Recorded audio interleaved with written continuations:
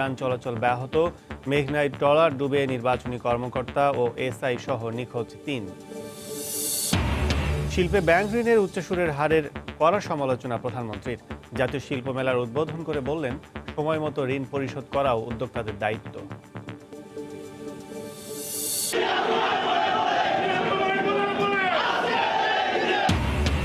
স্বাধীনতা দিবসের আলোচনার সভায় জিয়াউর রহমানের নাম না বলায় ডক্টর কামালের বিরুদ্ধে বিএনপি কর্মীদের ক্ষোভ, স্লোগান।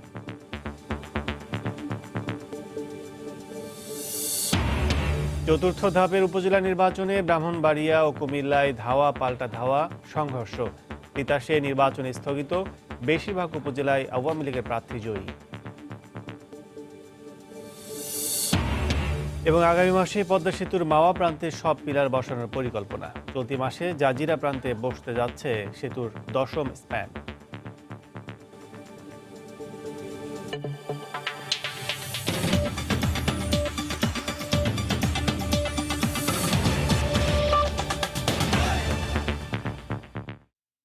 দেখছিলেন শিরোনাম, বাংলা সময়ের সঙ্গে আছি আমি কাজল আব্দুল্লাহ।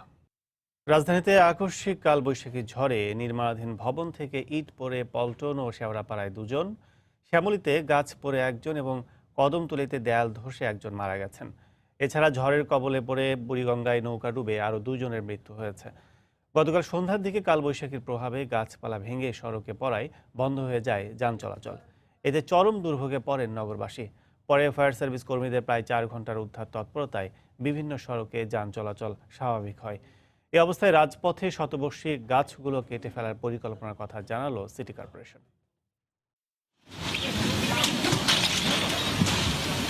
রোববার সন্ধ্যায় হঠাৎ করেই রাজধানীতে শুরু হয় কালবৈশাখী ঝড়, সাথে নামে বৃষ্টি। প্রচণ্ড ঝড়ো বাতাসে বিভিন্ন স্থানে রাস্তার উপর ভেঙে পড়ে গাছ। কাকরাইল মসজিদ থেকে মিন্টু রোড পর্যন্ত রাস্তায় 3টি গাছের নিচে চাপা পড়ে 3টি প্রাইভেট কার ও 2টি সিএনজি অটোরিকশা। গাছের আঘাতে দুমড়ে মুচড়ে যায় যানবাহনগুলো। বিদ্যুৎ বিচ্ছিন্ন অন্ধকার রাজপথে ঝড় কবলিত গাড়িতে অবস্থানরত যাত্রীরা আতঙ্কগ্রস্ত হয়ে পড়েন। আমরা সবাই যাত্রীরা কান্নাকাটি করছে, বেকায়দা ঝড় হয়েছে, আমাদের পিছনে গাড়ি গ্লাসগুলো ভাঙি গেছে, বিলবোর্ড ছুটে আসে। ঝড় হয়েছে যা বলার মতো না, মানে গাড়ি একদম লঞ্চের মতো দলতেছিল প্রচুর, মানে সব লোকগুলো এত ভয় পাইছে। 6:30টার আগের থেকে 1 ঘন্টার উপর এখানে বসে আছি, গাড়ি নড়নচলন নাই। গাছ উপড়ে রাস্তাঘাট বন্ধ হয়ে যাওয়ায় রাজধানীতে তীব্র যানজটের সৃষ্টি হয়। যাত্রীদের ঘন্টার পর ঘন্টা বসে থাকতে হয় রাস্তায়। অনেকে পায়ে হেঁটে রওনা করেন গন্তব্যে। ঝড় থেমে যাওয়ার পরপরই ফায়ার সার্ভিস ও সিটি কর্পোরেশনের কর্মীরা কাজ শুরু করেন গাছ সরানোর। তুফানের সময় আমরা এখানেই দাঁড়ানো, মানে জ্যামের ভিতরে, ব্যাস এরপরে ওই প্রচণ্ড ঝড় তুফান, গাড়িটা গাছটা মানে ডাইরেক্ট ভাঙে গাড়ির উপরে পড়ছে। আমরা তো মনে করেন যে আমরা বাঁচবো না, বুঝুন না ব্যাডটা যেভাবে উঠছে। ফট করে গাছটা যখন পড়ছে তো স্যারের তো মাথায় লাগছে, আমি তখন স্যারের দরজা দিয়ে টাইনে বের করছি আর কি, আমি নিজেও টাইনে বেরিয়েছি। আমরা প্রথমে বেলি রোডে কাজ করছি, ওখানে গাছ পড়ছে, ওটা সরাইয়া তারপর মিন্টু রোডে কিছু গাছ ক্লিয়ার করে এখানে সরাসরি আসছে। ঝড়ের সময় পল্টন ও শেওড়াপাড়ায় নির্মাণাধীন ভবনের ছাদ থেকে ইট পড়ে 2 জন ও শ্যামলীতে গাছ পড়ে 1 জন মারা যান। রাজধানীর বিভিন্ন স্থানে আহত অনেককেই ভর্তি করা হয়েছে হাসপাতালে। এ অবস্থায় রাজধানীর রাজপথের শতবর্ষী গাছগুলো কেটে ফেলার কথা বললেন ঢাকা দক্ষিণ সিটি কর্পোরেশনের দায়িত্বশীল কর্মকর্তা। আমাদের এই শতবর্ষ পুরনো যে গাছগুলো, এগুলো আমার মনে হয় কেটে ফেলাই ভালো। আমাদের পরিবেশের হয়তো বা সাময়িক কিছুটা ক্ষতিগ্রস্ত হতে পারে, কিন্তু জানমালের নিরাপত্তার জন্য এগুলো দ্রুত কেটে ফেলা দরকার আমি মনে করি। রোববার সন্ধ্যা 6:30 থেকে শুরু করে রাত 10:30 পর্যন্ত তৎপরতায় রাস্তার অধিকাংশ গাছ সরিয়ে ফেলে ফায়ার সার্ভিসের কর্মীরা। এরপর রাস্তায় যান চলাচল স্বাভাবিক হয়। সালাউদ্দিন সুমন, সময় সংবাদ, ঢাকা। এদিকে নারায়ণগঞ্জে উপজেলা নির্বাচনের ভোট শেষে ফেরার পথে কালবৈশাখী ঝড়ের কবলে পড়ে মেঘনায় ট্রলার ডুবে নির্বাচনী কর্মকর্তা, পুলিশের এসআই সহ 3 জন নিখোঁজ হয়েছেন। গতকাল সন্ধ্যা 7:30টার দিকে সোনারগাঁওয়ের চর হোগলা এলাকায় এই দুর্ঘটনা ঘটে।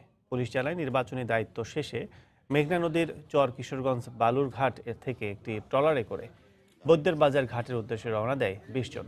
মাঝ নদীতে পৌঁছালে ঝড়ের কবলে পড়ে ট্রলারটি ডুবে যায়। এ সময় বাকিরা সাঁতরে তীরে উঠলেও প্রিজাইডিং অফিসার বোরহানুদ্দিন এবং এসআই সেলিম ও এক নারী আনসার সদস্য নিখোঁজ হয়। ঘটনার পরপরই ফায়ার সার্ভিস, নৌ পুলিশ ও বিআইডব্লিউটি এর ডুবুরি দল উদ্ধারে কাজ অংশ নেন। তবে বৈরী আবহাওয়ার কারণে উদ্ধার তৎপরতা ব্যাহত হয়।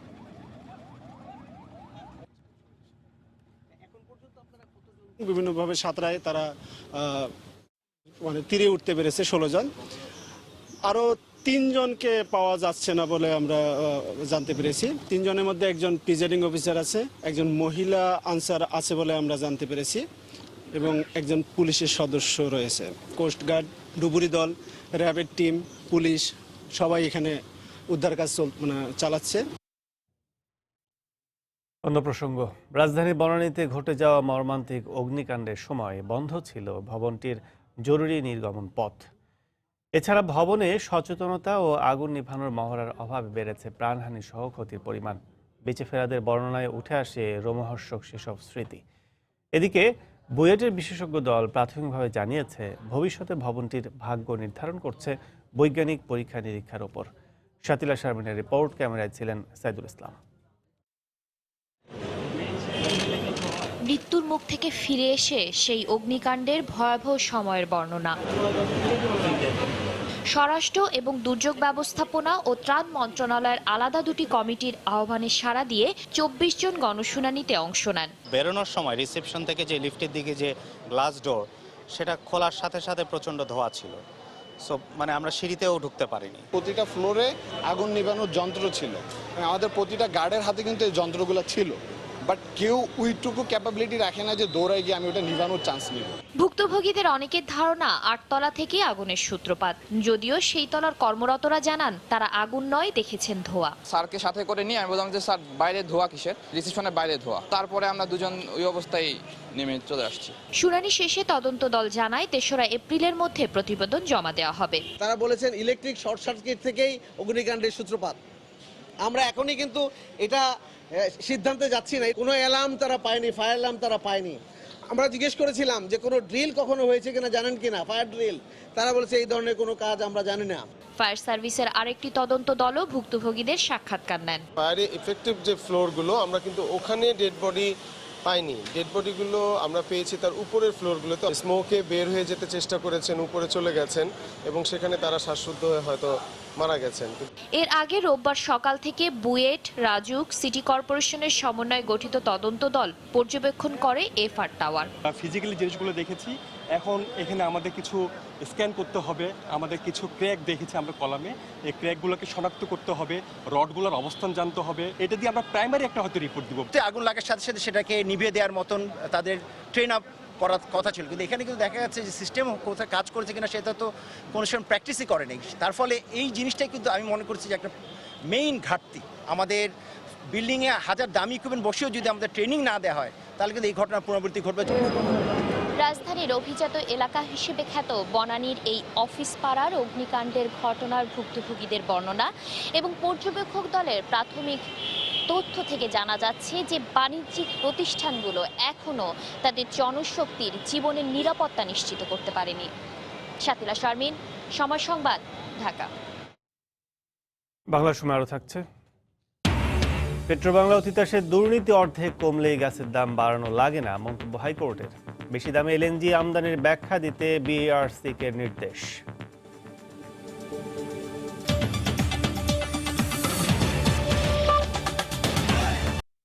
শিল্পে ব্যাংক ঋণের জটিলতায় বড় বাধা উল্লেখ করে প্রধানমন্ত্রী শেখ হাসিনা সুদের হার কেন কমছে না তা খতিয়ে দেখার নির্দেশ দিয়েছেন। রোববার রাজধানী বঙ্গবন্ধু আন্তর্জাতিক সম্মেলন কেন্দ্রে প্রথম শিল্প মেলার উদ্বোধনী অনুষ্ঠানে কথা বলেন প্রধানমন্ত্রী। এ সময় শিল্প খাতকে বহুমুখীকরণের আহ্বান জানিয়ে তিনি বলেন, সময়মতো ঋণ পরিশোধ করাও শিল্প উদ্যোক্তাদের দায়িত্ব। একসময়ের কৃষিপ্রধান এই বাংলাদেশ আজ বিশ্বায়নের ধারায় ক্রমেই সমৃদ্ধ হচ্ছে শিল্প খাতের নানা সম্ভাবনায়। বর্তমানে দেশের মোট দেশজ উৎপাদনে শিল্প খাতের অবদান গিয়ে ঠেকেছে 33.71%। লক্ষ্য রয়েছে 2021 সালের মধ্যে এই ধারা উন্নীত করা হবে 40%।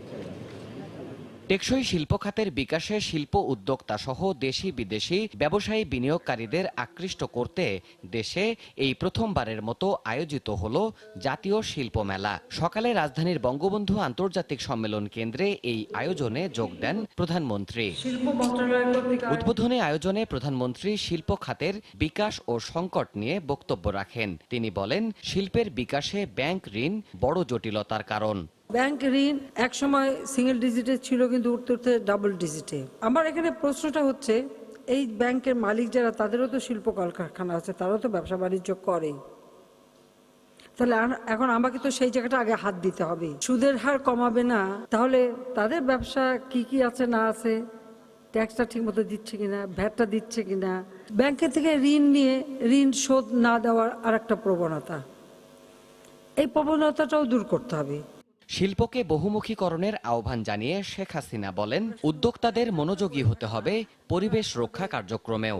শিল্পায়ন, উৎপাদন এবং রপ্তানি এবং বাজারজাতকরণ আমরা বহুমুখী করতে হবে। আমাদের বর্জ্য ব্যবস্থাপনার কোনো পদক্ষেপই নেন না, অথচ এই বর্জ্য কারণেই যে আমাদের পরিবেশ নষ্ট হচ্ছে, নদী নষ্ট হচ্ছে, সব নষ্ট, এটার দিকে কেউ নজরই দিতে চান না। এই বর্জ্য ব্যবস্থাপনার জন্য সামান্য কিছু টাকা খরচ করতে হবে, এই তো। সেটা যদি আপনারা করেন, তাতে আমাদের পরিবেশটাও সুরক্ষিত হয়। এবারের মেলায় সারা দেশ থেকে বৃহৎ, মাঝারি, ক্ষুদ্র, কুটির এবং হাইটেক পণ্য সহ ৩০০ উদ্যোক্তা প্রতিষ্ঠান অংশ নিয়েছে। পরে এসব স্টল পরিদর্শন করেন প্রধানমন্ত্রী শেখ হাসিনা। দেবাশিস রায়, সময় সংবাদ, ঢাকা। আজ থেকে শুরু হচ্ছে এইচএসসি ও সমমানের পরীক্ষা। এবার দেশের ৯,০৮১টি প্রতিষ্ঠানের ১৩,৫১,৫০৫ জন শিক্ষার্থী পরীক্ষায় অংশ নেবেন। এছাড়া দেশের বাইরে ৮টি কেন্দ্রে পরীক্ষার্থী রয়েছেন ২৭৫ জন। শারীরিক প্রতিবন্ধী পরীক্ষার্থীদের জন্য বাড়তি ২০ মিনিট এবং অটিজম সহ বিশেষ বিবেচনার দাবি রাখে এমন শিক্ষার্থীদের ৩০ মিনিট বাড়তি সময় দেওয়া হবে। আগামী ৫ই মে পর্যন্ত চলবে এই পরীক্ষা। জাতীয় ঐক্যফ্রন্টের স্বাধীনতা দিবসের আলোচনা সভায় ডক্টর কামাল হোসেন তার বক্তব্যে বঙ্গবন্ধুর নাম বললেও জিয়াউর রহমানের নাম না বলায় সভাস্থলেই বিক্ষোভ করেছেন বিএনপির নেতাকর্মী। গতকাল বিকেলে জাতীয় প্রেস ক্লাবে এ ঘটনা ঘটে। পরে বিএনপির কেন্দ্রীয় নেতাদের হস্তক্ষেপে শান্ত হন নেতাকর্মীরা। স্বাধীনতা দিবস উপলক্ষে রোববার বিকেলে জাতীয় প্রেস ক্লাবে আলোচনা সভার আয়োজন করে জাতীয় ঐক্যফ্রন্ট। পূর্ব নির্ধারিত এ সভায় উপস্থিত ছিলেন বিএনপি মহাসচিব মির্জা ফখরুল ইসলাম আলমগীর, গণফোরাম সভাপতি ডক্টর কামাল হোসেন, ডক্টর জাফরুল্লাহ সহ ঐক্যফ্রন্টের শীর্ষ নেতারা। সভায় মির্জা ফখরুল ইসলাম আলমগীরের পর বক্তব্য শুরু করেন ডক্টর কামাল হোসেন। সংবিধানে ১ নম্বর স্বাক্ষর আছে বঙ্গবন্ধু শেখ মুজিবুর রহমানের, তো ওনাকে নিয়ে কোনো বিতর্কর কোনো অবকাশ নেই। দলীয় দৃষ্টিভঙ্গি থেকে বেরিয়ে এসে আমাদেরকে ঐক্যমতে ঐক্যবদ্ধ হয়ে আমাদের লক্ষ্য অর্জন করা উচিত এবং সম্ভব। এ সময় তিনি স্বাধীনতা সংগ্রামের ইতিহাস বলতে গিয়ে বঙ্গবন্ধুর নাম বললেও জিয়াউর রহমানের নাম না বলায় উপস্থিত বিএনপি নেতাকর্মীরা তাৎক্ষণিক বিক্ষোভ করেন।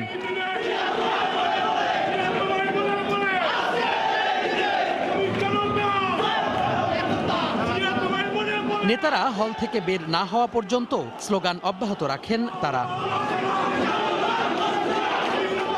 এর আগে সভায় বিএনপি মহাসচিব অভিযোগ করেন, বেগম জিয়া কারাগারের বাইরে থাকলে জনগণকে আটকে রাখা যাবে না বলেই তাকে মুক্ত করছে না সরকার। বিএনপিকে নিয়ে তাদের এতই দুশ্চিন্তা যে এখন তারা বিএনপিকে নিয়েই সবসময় কথা বলছেন। প্রতিপক্ষ মনেই না হয় তারা আজকে বিএনপিকে নিয়ে এত কথা বলছেন কেন? পরিষ্কার একটি প্রশ্ন যে আমরা দেশে গণতন্ত্র চাই, জনতার ঐক্য করে তুলে এই দেশে অবশ্যই গণতন্ত্রকে পুনরুদ্ধার করব এবং দেশনেত্রী বেগম খালেদা জিয়া যিনি গণতন্ত্রের প্রতীক, যাকে নিয়েই গণতন্ত্রের সংগ্রাম, তাকে সামনে রেখে আমরা তাকেও মুক্ত করব ইনশাআল্লাহ।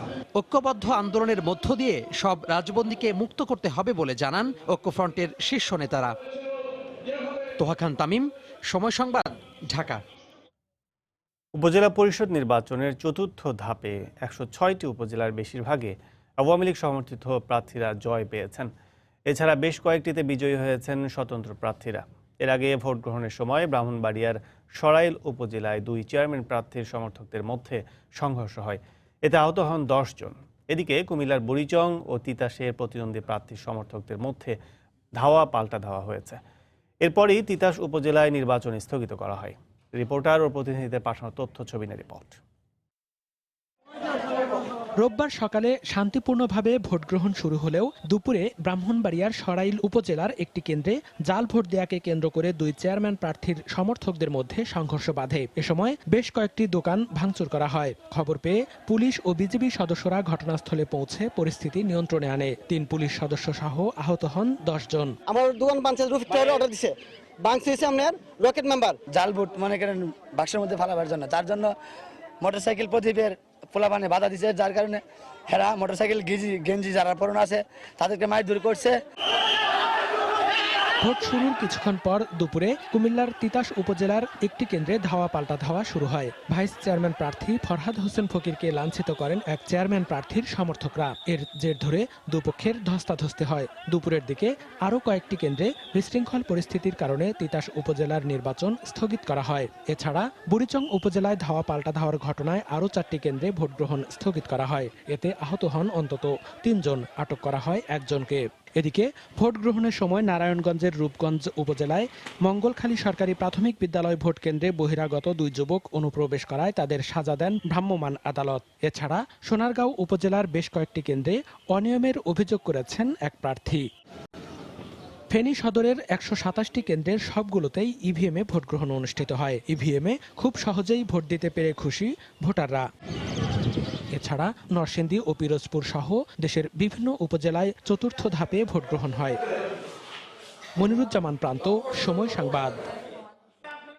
বাংলা সময় আরও থাকছে। হাত পা না থাকলেও থেমে নেই সিলেটের অদম্য কিশোরী সাফিয়া। প্রবল ইচ্ছা শক্তির কাছে হার মেনেছে শারীরিক প্রতিবন্ধকতা। লক্ষ্য বিশ্ববিদ্যালয়ে পড়ে শিক্ষক হওয়ার।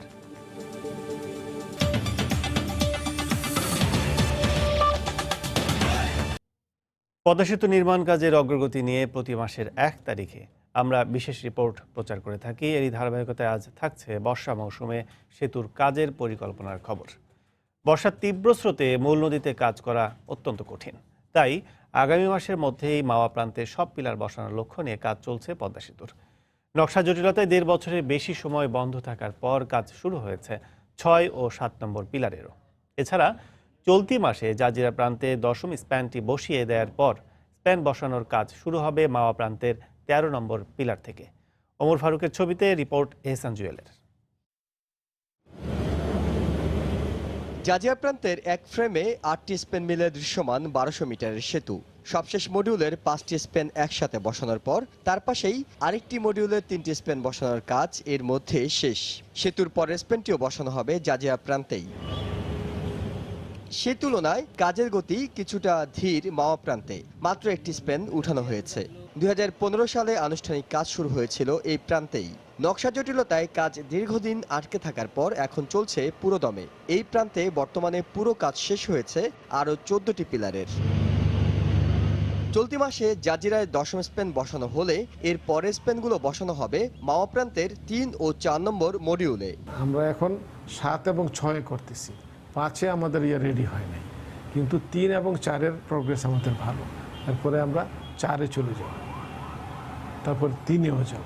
জাজিরা প্রান্তে বিশেষভাবে তৈরি চ্যানেলে বর্ষায় কাজ করা গেলেও মাওয়ার মূল নদীতে থাকবে তীব্র স্রোত। এখানে পিলার এবং স্পেন বসানোর ক্ষেত্রে তাই প্রতিবন্ধকতার মুখে পড়বে প্রকৌশলীরা। তাই বর্ষার আগে যেটুকু সম্ভব এগিয়ে নিতে দিনরাত চলছে কাজ। আশা করছি যে আমাদের বর্ষার আগেই অনেকগুলো পাইলি হয়ে যায়, 2-1টা বাদ থাকতে পারে, না থাকারই উচিত। জুনের মধ্যে আমাদের হয়ে যাওয়া উচিত। আমাদের যেই প্ল্যান আমরা করেছি, তখন আমরা চলে যাব আমাদের 400 কেবি লাইনের মধ্যে চলে যেতে হবে। স্পেনগুলোর উপরের অংশে 4 লেনের গাড়ি চলাচলের জন্য বসানো হবে 2917টি রোড স্ল্যাব। গত মাসে বসানো হয়েছে প্রথম রোড স্ল্যাবটি। এছাড়া মার্চ মাসে পরিকল্পনা মতো না হলেও চলতি মাস থেকে প্রতি মাসে একাধিক স্পেন বসানোর পরিকল্পনা সেতু কর্তৃপক্ষের। কাজ এখন যে গতিতে এগুচ্ছে তাতে সেতুর সফল সমাপ্তির ব্যাপারে খুব বেশি স্বপ্নবাজ হওয়ার প্রয়োজন পড়ে না। তবে প্রতি মুহূর্তে নতুন নতুন চ্যালেঞ্জ। বিশেষ করে জাজিরা চ্যানেলের মধ্যে 2টি মডিউলের 11টি স্পেন বসানোর পর কাজ সরিয়ে নেওয়া হবে উত্তাল পদ্মার মাওয়া প্রান্তে। আর সেখানে বর্ষা মৌসুমে স্রোতের সঙ্গে পাল্লা দিয়ে কতটা দক্ষতার সঙ্গে কাজ করতে পারেন প্রকৌশলীরা, সেটাই নির্ধারণ করবে কাজের গতি। ইহসান জুয়েল, সময় সংবাদ, জাজিরা, শরীয়তপুর। জ্বালানি খাতে দুর্নীতি নিয়ে উদ্বেগ প্রকাশ করেছেন উচ্চ আদালত। পেট্রোবাংলা এবং তিতাসের দুর্নীতি 50% কমানো গেলে নতুন করে গ্যাসের দাম বাড়ানোর প্রয়োজন পড়বে না বলে জানান আদালত। গ্যাসের দাম বৃদ্ধির প্রক্রিয়ার বিরুদ্ধে ক্যাবের করা রিটের শুনানিতে উঠে আসে এসব বিষয়। আবাসিক সহ বাণিজ্যিক খাতে গ্যাসের দাম বাড়ানো নিয়ে গণশুনানি করেছে বাংলাদেশ এনার্জি রেগুলেটরি কমিশন। শুনানিতে আবাসিক এক চুলা গ্যাসের দাম 750 টাকা থেকে বাড়িয়ে 1350 এবং 2 চুলা 800 টাকা থেকে বাড়িয়ে 1440 টাকা করার প্রস্তাব করেছে গ্যাস বিতরণ কোম্পানিগুলো। এ দাম বাড়ানোর প্রক্রিয়া গণবিরোধী ও বেআইনি দাবি করে উচ্চ আদালতে রিট করেন consumers association of Bangladesh cab. রোববার এ রিটের শুনানিতে উঠে আসে জ্বালানি খাতের দুর্নীতির বিষয়টি। আদালত বলেন, পেট্রোবাংলা এবং তিতাসের দুর্নীতি অর্ধেক কমানো গেলে নতুন করে গ্যাসের দাম বাড়ানোর প্রয়োজন পড়বে না। দুর্নীতি যদি 50% হলেও কমানো যেত, তাহলে আজকে গ্যাসের দাম বৃদ্ধি করা কিংবা সরকারকে যে ভর্তুকি দিতে হচ্ছে আজকে, সেই ভর্তুকি দেওয়ার কিন্তু ঘটনাগুলো ঘটতো না। দুদকের প্রতিবেদনে উঠে আসছে পেট্রোবাংলা নিজেই দুর্নীতিগ্রস্ত, তাহলে তারা তাদের যে লাইসেন্সি যারা আছে তাদের দুর্নীতি তাহলে কিভাবে তারা ঠেকাবেন? শুনানিতে প্রশ্ন ওঠে এলএনজি আমদানি নিয়েও। প্রতি ইউনিট এলএনজি ভারত যেখানে $6 কিনছে, বাংলাদেশ কেন $10 কিনছে সে বিষয়টিও বিইআরসির কাছে জানতে চেয়েছেন উচ্চ আদালত। ইন্টারন্যাশনাল টেন্ডারের মাধ্যমে এলএনজিটা আমদানি করা হয়, সেটা কখন আমদানি করা হয়েছে, তখন ইন্টারন্যাশনাল প্রাইস কত ছিল, সবকিছু বিবেচনায় নিয়ে আমরা একটা সিদ্ধান্তে আসতে পারি যে বাংলাদেশ আদৌ বেশি পরিশোধ করেছে এলএনজি প্রাইস বা কম পরিশোধ করেছে। পেট্রোবাংলা বা কারোরই সেই ক্ষমতা নাই যে দুর্নীতি দমন কমিশন কোনো বিষয়ে ইনকোয়ারি করবে আর সেটা তারা ধামাচাপা দিয়ে রাখবে বা তারা সহযোগিতা করবে না। জ্বালানি বিশেষজ্ঞরা বলছেন, এ খাতের দুর্নীতির বিষয়ে উচ্চ আদালতের বক্তব্যই সঠিক। আশাবাদী হলাম যে এ জাতি অন্তত গ্যাস খাত এবং জ্বালানি খাত থেকে দুর্নীতিমুক্ত হবে। আইনসম্মতভাবে গ্যাসের দাম বাড়ানোর বিষয়ে সিদ্ধান্ত নিতে বিইআরসিকে নির্দেশ দিয়েছেন উচ্চ আদালত। আফজার হোসেন, সময় সংবাদ, ঢাকা। বগুড়ার একটি গোডাউন থেকে প্রায় কোটি টাকার সরকারি ওষুধ জব্দ করেছে পুলিশ। এ ঘটনায় জড়িত এক ওষুধ ব্যবসায়ীকে আটক করা হয়েছে। পুলিশ জানায়, গতকাল দুপুরে শহরের মফিজ পাগলা মোড় এলাকায় রবিন ট্রেড ইন্টারন্যাশনাল নামে ওষুধের একটি গোডাউনে অভিযান চালানো হয়। এই সময় তল্লাশি চালিয়ে সরকারি হাসপাতালে বরাদ্দকৃত বিপুল পরিমাণ ওষুধ জব্দ করা হয়। এ ঘটনায় দোকান মালিক মিজানুর রহমান রবিনকে আটক করা হয়েছে।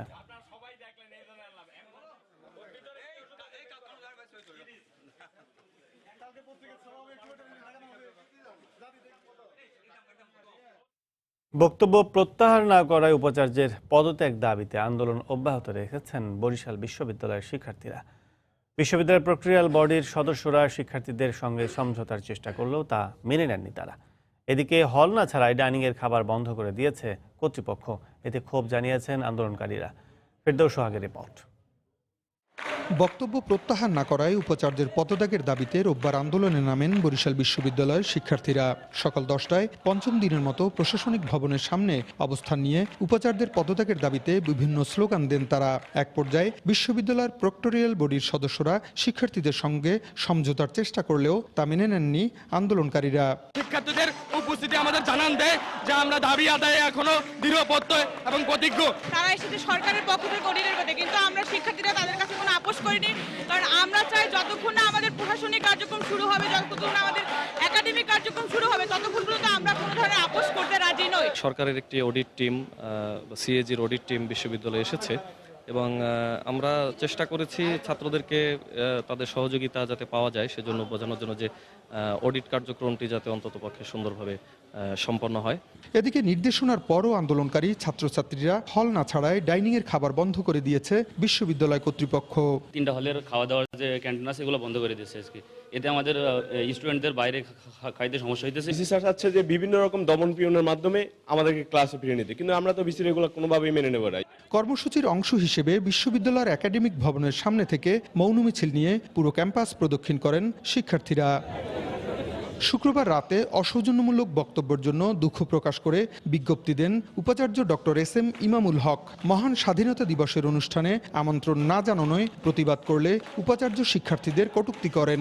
এর প্রতিবাদে আন্দোলন শুরু করেন শিক্ষার্থীরা। ফিরদৌস সোহাগ, সময় সংবাদ, বরিশাল।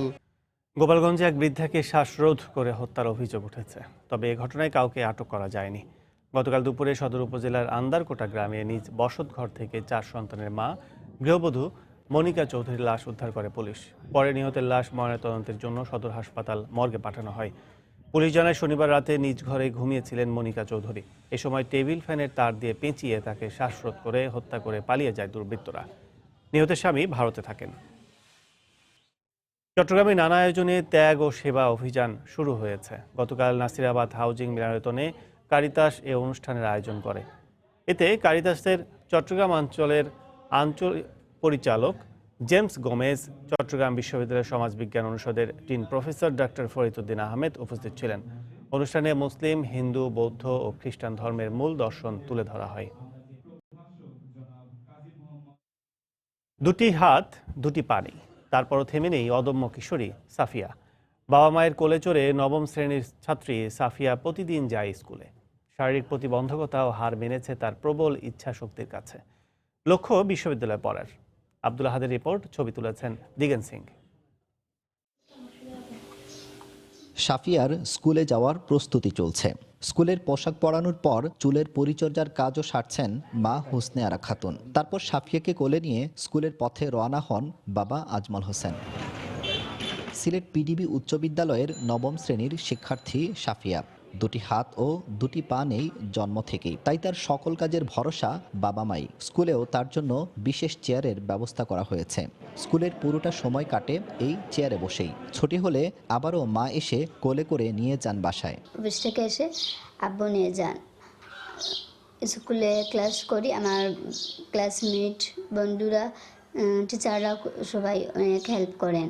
পড়াশোনায় খুব ভালো, কষ্ট আর কি। স্কুলে নেওয়া হওয়া প্রতিদিন নেওয়া যায় না, মেঘ বৃষ্টি আসে, রিক্সা পাওয়া যায় না। শারীরিক প্রতিবন্ধকতার কারণে শুরুতে কোনো স্কুলেই ভর্তি নিতে চায়নি সাফিয়াকে। এখন সে শিক্ষকদের মধ্যমণি। কয়েকটা স্কুলে গেছি, তারা রাখতে চায় না। পরে রাধারানী সরকারি প্রাথমিক বিদ্যালয়, ওখানে যোগাযোগ করলাম, তারাই ওকে রাখছে। 5 জন স্টুডেন্ট যদি অঙ্ক করে দিতে পারে, তার মধ্যে সে একজন। আমি কিন্তু এই জন্য প্রাউড ফিল করি। অদম্য এই কিশোরী শুধু পড়াশোনায় নয়, কম্পিউটার চালনাতেও পারদর্শী। তার এগিয়ে চলাকে অনুকরণীয় দৃষ্টান্ত হিসেবেই দেখছেন শিক্ষক ও শিক্ষার্থীরা। আমরা দুইজন তো কাজিন, আর সাথে ওর ক্লাসমেট।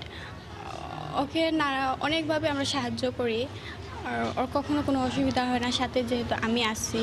ও আমাদের থেকে অনেক বেটার। আমরা লেখাপড়া অনেক সময় আমরা যে লেখাপড়াগুলো পারি না, ও আমাদের থেকে বলে দেয়। আমরা খুবই গর্বিত যে সে আমাদের ক্লাসের একজন ক্লাসমেট। দুটো হাত না থাকায় আঁকতে সমস্যা হবে, এজন্য বিজ্ঞান বিভাগে ভর্তি হতে পারেনি। শুরুতে মন খারাপ হলেও এখন মানবিক বিভাগেই উচ্চশিক্ষা শেষে শিক্ষক হবার স্বপ্ন দেখছে সাফিয়া। আমি তো স্বাভাবিক মানুষের মতন নই, তাই আমি চাই যে শিক্ষক হতে, আর ছাত্রছাত্রীদের মানুষের মতো মানুষ গড়ে তুলতে, আর বাংলাদেশকে একটি উন্নত দেশে নিয়ে যেতে চাই। একমাত্র সন্তান সাফিয়াকে বিদেশে নিয়ে কৃত্রিম হাত পা লাগাতে চান বাবা মা। এজন্য সরকারি সহায়তাও চান তারা। আব্দুল আহাদ, সময় সংবাদ, সিলেট। বাংলা সময় শীর্ষ সংবাদ জানিয়ে দিচ্ছি আরেকবার।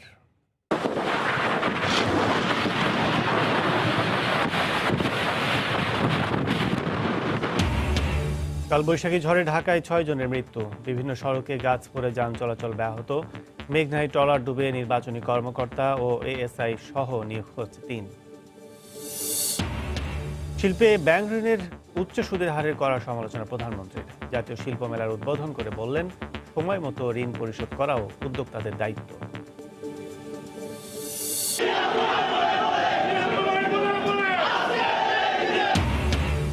স্বাধীনতা দিবসের আলোচনা সভায় জিয়াউর রহমানের নাম না বলায় ডক্টর কামালের বিরুদ্ধে বিএনপি কর্মীদের ক্ষোভ, স্লোগান।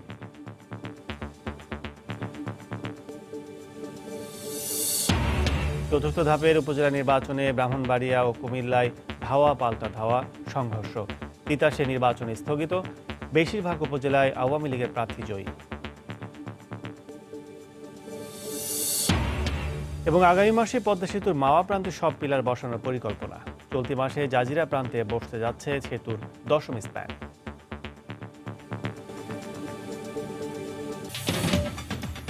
এই ছিল বাংলা সময়। যে কোনো খবর পেতে ভিজিট করুন সময়.নিউজ.টিভি। আপনার মোবাইলে সময় সংবাদ দেখতে ও সব খবর পেতে ডাউনলোড করুন সময় অ্যাপ। সঙ্গে থাকুন সময়।